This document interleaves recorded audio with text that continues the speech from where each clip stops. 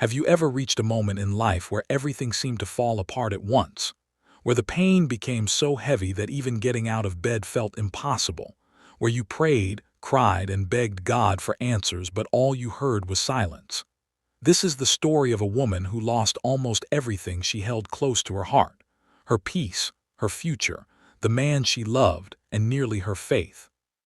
But in her darkest night, she discovered something powerful. Sometimes God is closest to us when we feel most abandoned. Emma had always believed in God, not the loud kind of faith that people showed in crowded churches or on social media. Hers was quiet, gentle, hidden deep inside her heart like a small candle flickering in the dark. Every morning before work, she whispered a prayer. Every night before sleeping, she thanked God for another day. But lately, her prayers felt like they were disappearing into silence. At 29 years old, Emma felt as though her entire world was collapsing at once. Her mother had become seriously ill. The doctors spoke in careful voices and avoided making promises. Emma spent long evenings sitting beside her mother's hospital bed, pretending to be strong while fear slowly consumed her inside. At the same time, the company she worked for announced layoffs. Rumors spread through the office like wildfire. Emma knew her position was one of the first at risk. And then came the deepest wound of all: Daniel, the man she had secretly loved for years. He had been her closest friend, the one who made her laugh when life became heavy, the one she prayed about in silence. She had dreamed that maybe one day, somehow, he would love her too.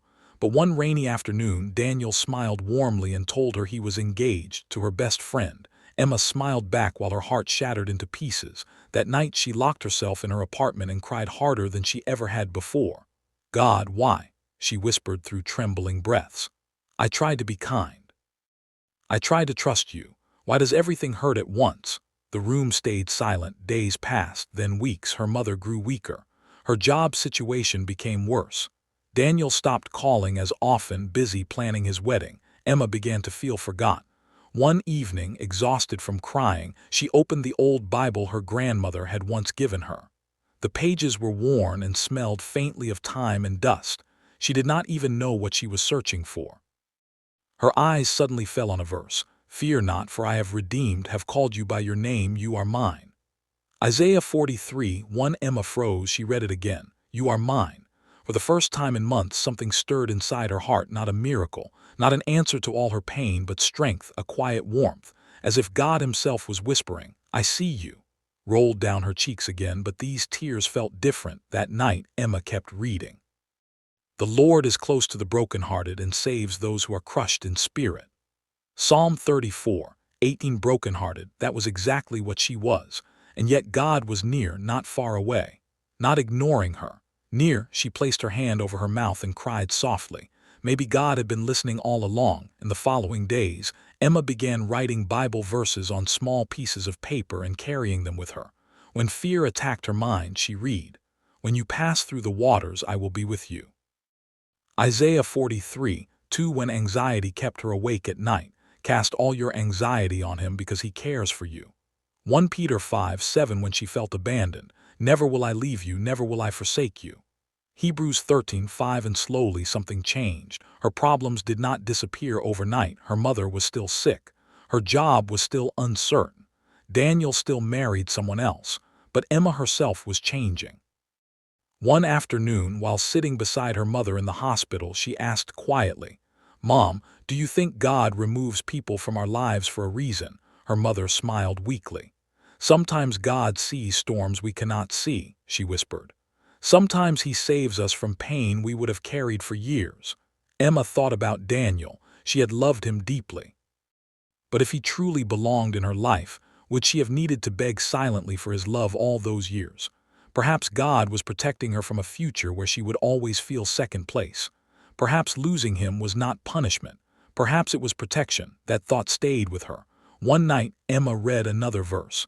"For my thoughts are not your thoughts, neither are your ways my ways, declares the Lord." Isaiah 55:8. She closed her eyes. How often had she demanded answers from God while only seeing a tiny piece of the picture? God could see the entire road ahead. She could not. Weeks later, Emma officially lost her job. Surprisingly, she did not break down this time. Instead, she sat quietly on a park bench with tears in her eyes and whispered, "Lord, I don't understand this, but I trust that you are leading me somewhere." Deep inside, she remembered another promise, and we know that in all things God works for the good of those who love him. Romans 8:28. Not some things, all things, even heartbreak, even loss, even waiting. Months passed. Emma spent more time caring for her mother. During those difficult days, the two of them grew closer than ever before. They laughed together, prayed together, and spoke honestly about life and faith. One evening, her mother said softly, "Emma, suffering changes people. It either hardens the heart or makes it beautiful." Emma never forgot those words. One day, while volunteering at a community center, Emma met a man named Michael. He was gentle, patient, and kind to everyone around him. Unlike Daniel, Michael noticed when Emma was tired. He listened when she spoke. He respected her heart. There was peace around him. For the first time, Emma understood something important. God was not just preparing blessings for her. He was preparing her for blessings.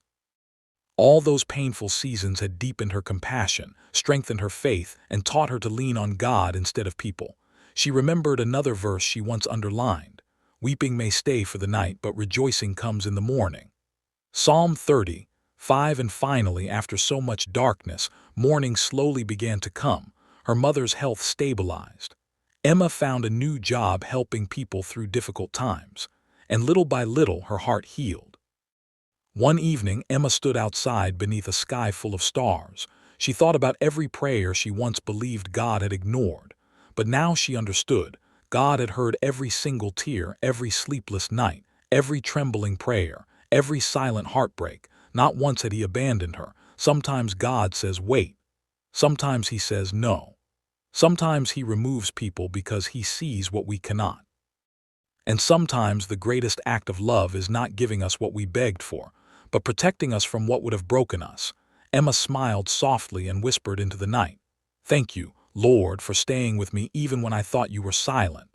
Wind moved gently through the trees, and for the first time in a long time, Emma truly felt at peace. God never ignores a broken heart. He sees every tear, hears every prayer, and works even in painful seasons.